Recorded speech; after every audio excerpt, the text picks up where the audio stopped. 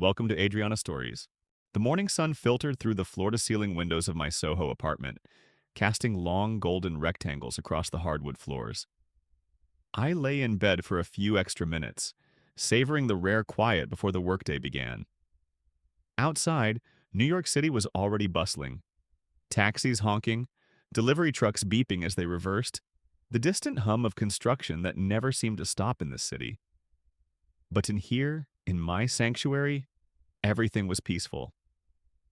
I stretched, feeling the familiar ache in my shoulders from hunching over my laptop the night before. At 32, I'd built a life I was proud of. A successful branding agency, a beautiful apartment in one of Manhattan's most desirable neighborhoods, and a circle of friends who felt more like family, especially Jamie. I reached for my phone on the nightstand, my fingers brushing against the smooth wood surface I'd made myself during a particularly stressful period in design school. The screen lit up with notifications, emails from clients, reminders for meetings, and a text from Jamie. Don't forget our 9 a.m. at the office.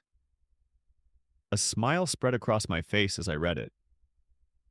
10 years ago, we'd been two wide-eyed freshmen at Parsons School of Design, sharing a cramped dorm room and dreaming of making it in the competitive world of graphic design. Back then, Jamie, with her fiery red hair and infectious laugh, had been my anchor in the sea of uncertainty that was New York City.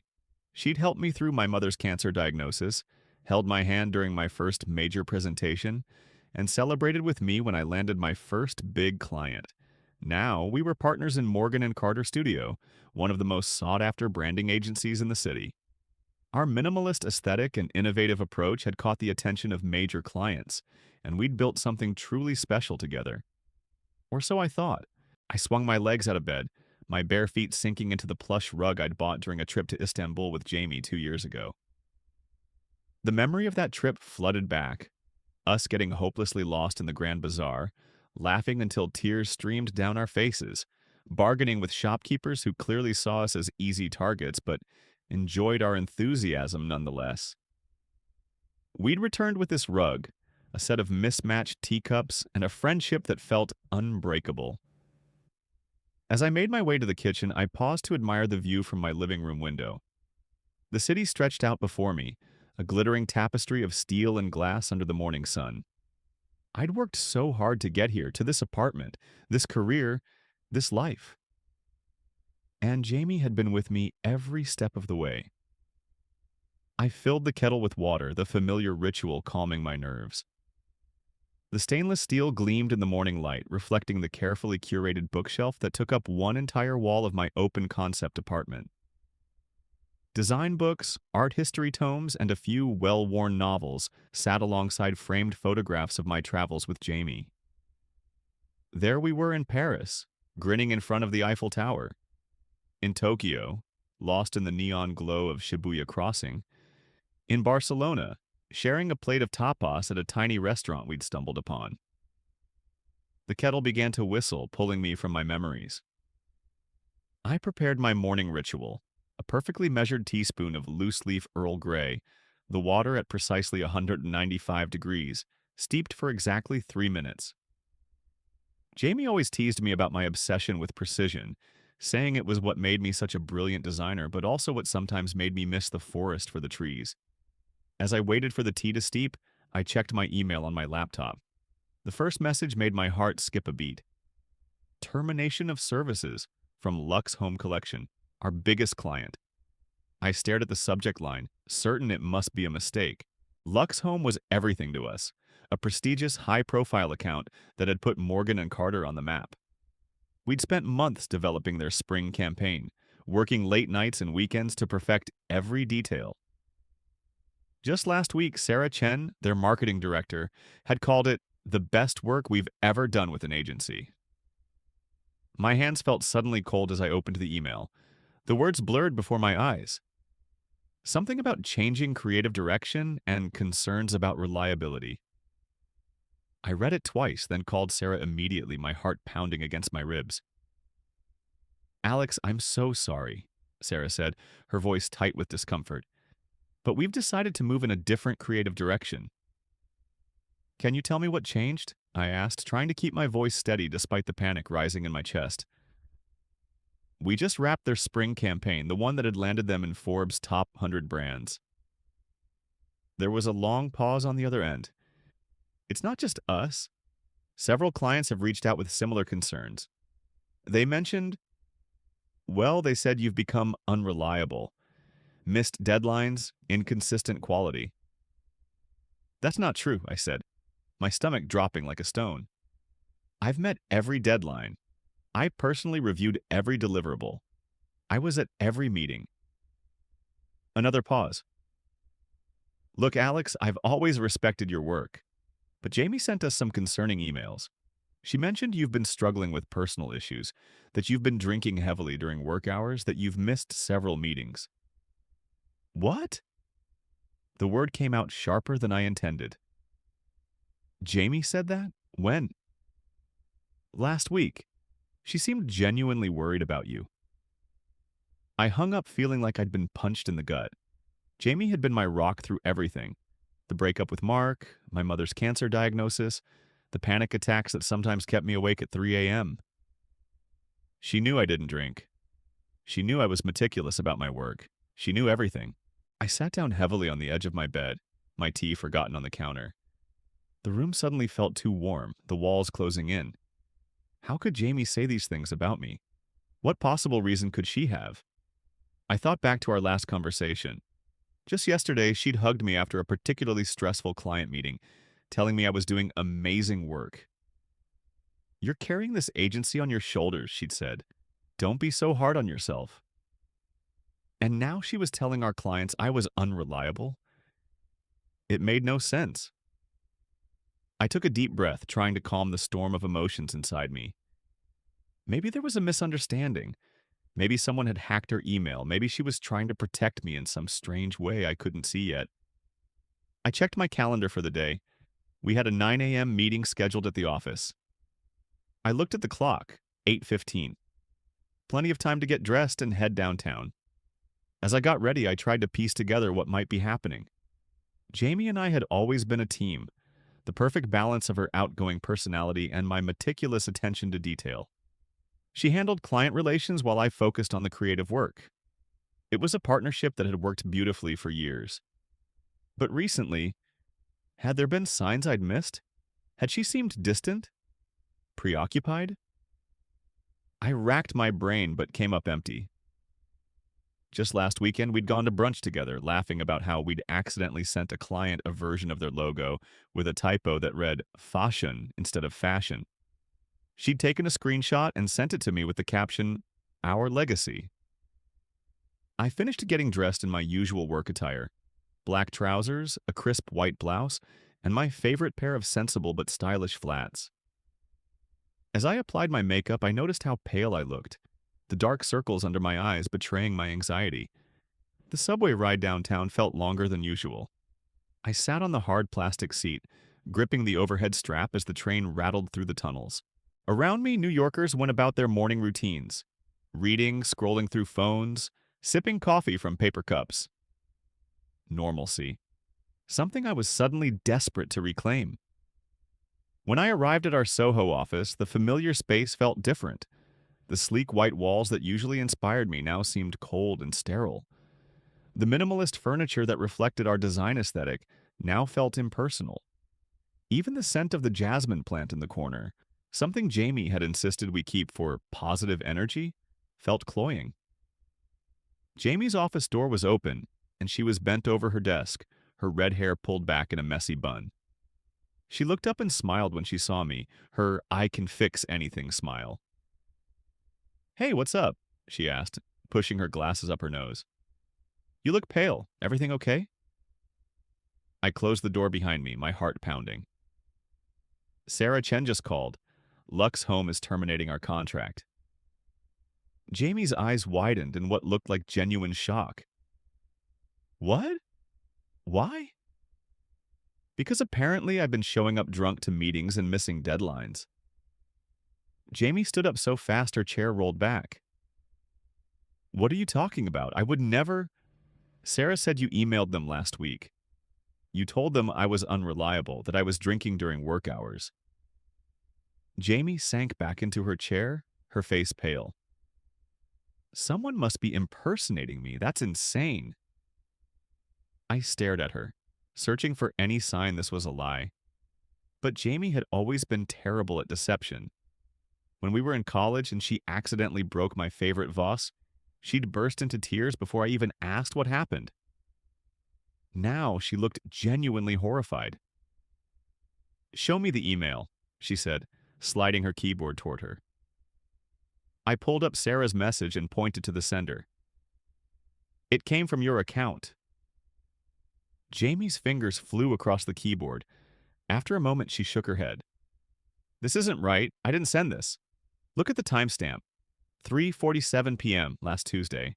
I was in that client meeting with you at Bloomtech." I checked my calendar. She was right. We'd been together all afternoon. "Someone hacked my account," Jamie said, her voice shaking. "I'll change my password and run a security scan." I wanted to believe her. God, how I wanted to believe her. But something felt off. The email was too specific, too personal. It referenced my increasingly erratic behavior and my recent struggles with anxiety. Things only someone who lived with me would know. "Maybe we should call IT," I suggested. Jamie nodded vigorously. "Good idea. I'll do it right now." As I walked back to my office, I tried to shake the feeling of unease. Maybe it was a hack. Maybe someone was trying to drive a wedge between us. But deep down, a small voice whispered, "What if it's her?" The next few weeks were a blur of lost clients and whispered conversations. First Lux Home, then Tech Guru, then 3 more major accounts. Each time the same story, Jamie had reached out to express concern about my reliability and professionalism. Each time she claimed she'd had no idea. Our office, once buzzing with creative energy, became a minefield of tension. Employees avoided eye contact when I entered a room. Maria, my assistant, started scheduling meetings without telling Jamie. But when I asked why, she just shrugged and said, "You know how she gets." One rainy Tuesday afternoon, I found myself standing in front of our building's security office, asking to see footage from the day of the first hack. Carlos, the manager, had known us since we moved into the building 2 years ago. He'd always been kind to us, bringing us cookies during holiday season, and helping us when we locked ourselves out. "Alex, I don't think this is a good idea," he said, his kind eyes filled with concern. "Just show me," I insisted, my voice barely above a whisper. He hesitated, then pulled up the footage from Jamie's office. There she was, sitting at her desk, typing. At 3:45 p.m., she opened her email. At 3:47, she sent the message to Sarah Chen. Then she stood up, walked to the bathroom, and returned 2 minutes later, just in time for our supposed meeting at Bloomtech. My hands were shaking as I watched the timestamp. 3:47 p.m., the exact time she claimed to be with me. I didn't confront her immediately. Instead, I started documenting everything. I created a private folder on my encrypted drive and began collecting evidence. Email headers showing inconsistencies in send times. Testimony from clients who'd received concerned messages from Jamie. Screenshots of our financial records showing Jamie had been redirecting client payments to a separate account. The most damning evidence came from an unlikely source. My therapist. Dr. Evans had been helping me through my anxiety for 3 years. One afternoon, I mentioned Jamie's claims about my drinking. "Alex, that's not possible," she said, leaning forward in her chair. "You've been completely sober since we started working together. In fact, you told me you don't even like the taste of alcohol." I stared at her, feeling the room spin slightly. "Did Jamie ever call you? Ask about my sessions?" Dr. Evans hesitated, choosing her words carefully. "Actually, yes, about 6 months ago. She said she was worried about you and wanted to know if you were following your treatment plan." "But she knew my treatment plan," I said slowly, the pieces starting to fall into place. "She lived with me for 2 years after my mom died. She knew everything." Dr. Evans leaned forward, her expression serious. "Alex, therapists are bound by confidentiality. I didn't tell her anything, but she was very persistent. She called 3 times before I finally had to tell her I couldn't discuss your case. That night, I sat at my kitchen table with my laptop open, tears streaming down my face. How long had this been going on? Why was she doing this? We'd built this business together. We'd celebrated each other's successes. When I got engaged to Mark, Jamie was the first person I called. When she broke up with her girlfriend, I'd stayed up all night with her, eating ice cream and watching bad reality TV. I thought about confronting her, but I knew it would be pointless. Jamie was too smart to leave obvious evidence. If I accused her without proof, she'd turn it around and make me look unstable, the very thing she was already telling our clients. So I did what any designer would do. I created a plan. First, I contacted a private investigator named David Chen, no relation to Sarah at Luck's home.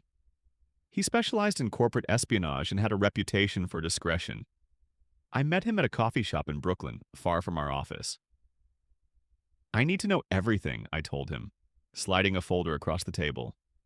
Her emails, her finances, her meetings, I need proof. David nodded, his eyes scanning the documents I'd prepared. This could get expensive. I have savings, I said, my voice steady despite the storm raging inside me.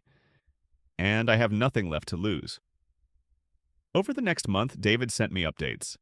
Jamie had opened a new business under a slightly different name, Morgan Carter Creative. She'd been meeting with clients at a WeWork space downtown. She'd transferred nearly $200,000 from our shared account to a personal one, citing business expenses that didn't exist. The most shocking discovery came on a rainy Thursday afternoon. David sent me a photo of Jamie having lunch with Mark, the man I'd been engaged to for 2 years before he suddenly realized he wasn't ready for marriage and broke it off 6 months ago. My hands shook as I stared at the image. Mark's arm was draped casually over the back of Jamie's chair. They were laughing, their heads close together. The caption read, Mark Reynolds and Jamie Carter, meeting regularly at Bistro 72 for the past 4 months. I felt sick. Had they been planning this for years? Was my entire relationship with Mark a lie? I remembered how Jamie had always been too busy to meet Mark, how she'd made excuses when we tried to double date. Now it made sense. I called Mark, my voice steady despite the storm raging inside me. Hey, what's up? He answered, his tone casual. I saw you at Bistro 72 today, I said. Silence. Then, Alex, I can explain. No, Mark, you don't get to explain. You don't get to pretend you care about me while you're screwing my best friend behind my back. How long? Another pause. It wasn't like that. How long, Mark? 6 months, since I broke up with you. Because Jamie told you to. More silence. Then, quietly, she said you were using me, that you were never really over your mom's death, that you were going to ruin my life. I hung up, tears streaming down my face. It was worse than I'd imagined. This wasn't just about business, it was personal. Jamie had been systematically destroying my life for years. The next step was the hardest. I needed to talk to my parents. They loved Jamie like a daughter. When I'd brought her home for Thanksgiving, my dad had joked that she was the daughter he'd always wanted. My mom had taken her shopping for a dress when I got my first major award. I drove to their house in New Jersey on a Saturday morning, the city skyline fading in my rearview mirror as I crossed the George Washington Bridge. The suburbs always felt strangely quiet after the constant hum of Manhattan, the birdsong almost deafening after the city's symphony of horns and sirens. As we sat in their sunroom with mugs of tea, I showed them the evidence, the emails, the financial records, the photos of Mark and Jamie. My mother's face crumpled as she looked at the pictures. Oh, honey, she whispered, reaching for my hand. I'm so sorry. My father, usually so stoic, looked furious. That girl has been lying to us for years. Remember when she told us you were drinking? I knew that wasn't true. But why? My mother asked, tears in her eyes. Why would she do this? I shook my head. I don't know. Maybe she always resented me. Maybe she wanted the business for herself. Maybe she just likes winning. As I left their house, my mom hugged me tightly. You're stronger than you think, she said. You'll get through this. I wanted to believe her. The final piece of evidence came from an unexpected source. Maria, my assistant. One evening, she showed up at my apartment with a USB drive, her eyes red from crying. I've known something was wrong for months, she said, twisting her hands nervously. Jamie's been manipulating everything. She'd tell clients you were sick when you weren't. She'd change your schedule so you'd miss meetings. She even intercepted emails from potential clients and redirected them to her personal account. Why didn't you say anything? I asked, my voice gentle. Maria looked down at her hands. She threatened me, said she'd tell immigration I was working without proper documentation. I'm still on my student visa. I stared at her, my heart breaking. You're undocumented? Maria nodded. I came here from Mexico when I was 12. My parents are citizens now, but my paperwork got lost in the system. Jamie found out somehow. I pulled her into a hug. I'm so sorry, Maria. She handed me the USB drive. Everything's on here. Client lists, financial records, emails. I've been collecting it for months, waiting for the right time. I hugged her again. Thank you. The next morning, I met with David again at the same coffee shop in Brooklyn. The rain had turned to a light drizzle, creating a hazy mist over the East River. I need to know what my options are, I said, stirring my coffee absently. He spread out documents on the table. You have several choices. You can file a civil lawsuit for fraud and embezzlement. You can report her to the police for identity theft, or... He paused, looking me in the eye. You can go public. Go public? Create a website. Post the evidence. Let the design community decide. I thought about it. A lawsuit would take years and cost a fortune. Reporting her to the police might not result in charges, but going public, that could destroy her career. Was that what I wanted? Then I remembered how she'd destroyed my reputation, how she'd turned my clients against me, how she'd manipulated Mark into leaving me. She hadn't just stolen my business, she'd stolen my life. I want to go public, I said, my voice firm. David nodded. I'll help you set it up, but be prepared. Once this is out there, there's no taking it back. The next 2 weeks were a blur of preparation. David helped me create a secure website. I gathered all the evidence, emails, financial records, screenshots, testimonies. I wrote a detailed account of what had happened, sticking strictly to the facts. I spent hours choosing the right words, making sure every claim was backed by evidence. I included screenshots of the email headers showing Jamie's timestamps, bank statements showing the unauthorized transfers, and the security footage from our office. I even included Dr. Evans's statement confirming that I had never struggled with alcohol. On a Monday morning, I posted it all online with the title, The Truth About Morgan and Carter Studio. Within hours, it went viral in the design community. Clients I hadn't heard from in months reached out to apologize. Former employees shared their own stories of Jamie's manipulation. By the end of the day, our Instagram followers had tripled, mostly with people sharing their own experiences with workplace betrayal.